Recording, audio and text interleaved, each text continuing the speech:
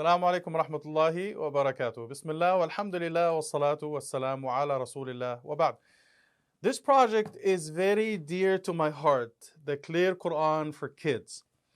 Back in 2014, after the Clear Quran was released, this publisher reached out to me and he said, I know you released the Clear Quran and I want to work with you on this project, okay? And he said, I want to do a translation of the Quran for kids. He said that he already started working on something and he had a sample with him. I said, okay, let me see. So he opened the sample that he had with him, and mashallah, I saw the butterflies, the colors, the balloons. It looked fantastic.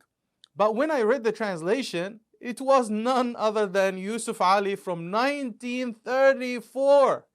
Extremely difficult, Old English, Shakespearean English.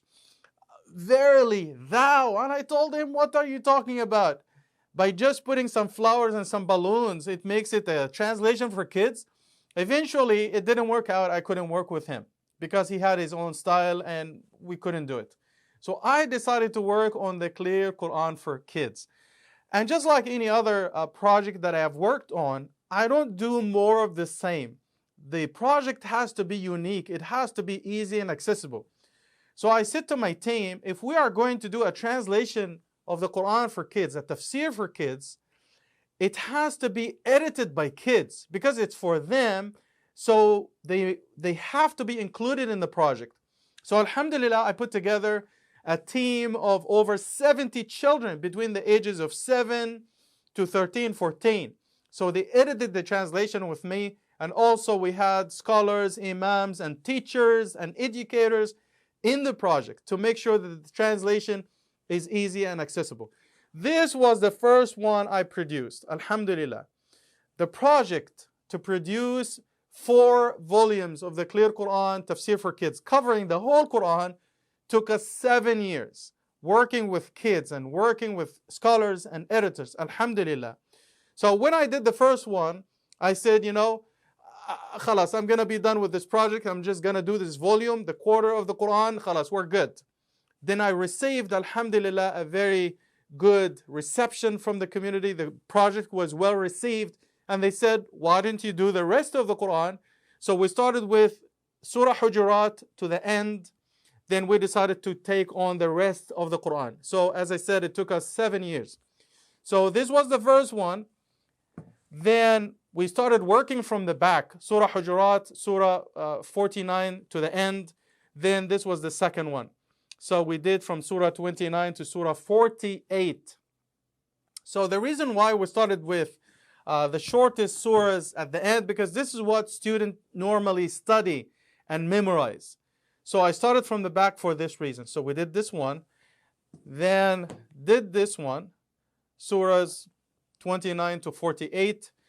Then this was the third one from Surah chapter 10 to 28. Then finally we did Surah 1 to Surah 9. The reason I broke them down in this way is because there is a hadith from the Prophet ﷺ in Musnad Imam Ahmad where the Prophet ﷺ said, I've been given the long surahs in place of the Torah. Then I have received the surahs that are about 100 verses instead of the Injil.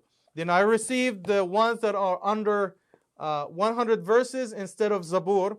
Then I've been given the short surahs at the end as a bonus. So I broke them down based on the 4 categories mentioned in the hadith of the Prophet ﷺ. So this is why we did it this way. And interestingly, the short surahs at the back focus on faith in Allah and the last day. Then the following batch of surahs, they focus on gratitude and how we should be grateful for the blessings of Allah. The third batch focuses on stories of the prophets, good and bad people. And the first batch, the long surahs focus on, for the most part, on rulings. If you look inside the book, we have learning points at the beginning of each chapter, which focuses on the things that we need to learn from each surah. You see them here at the beginning of Surah 2, Surah Baqarah.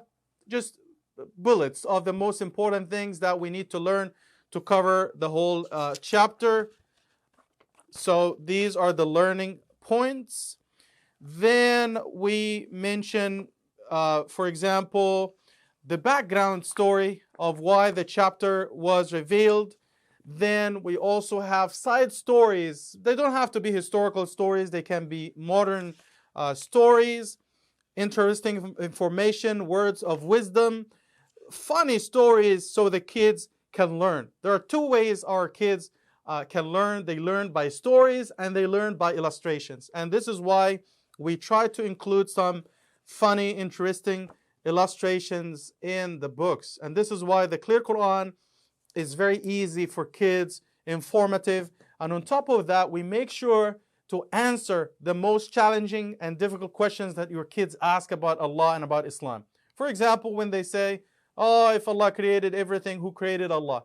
If shaitan is evil, why did Allah create him in the first place? And so on and so forth.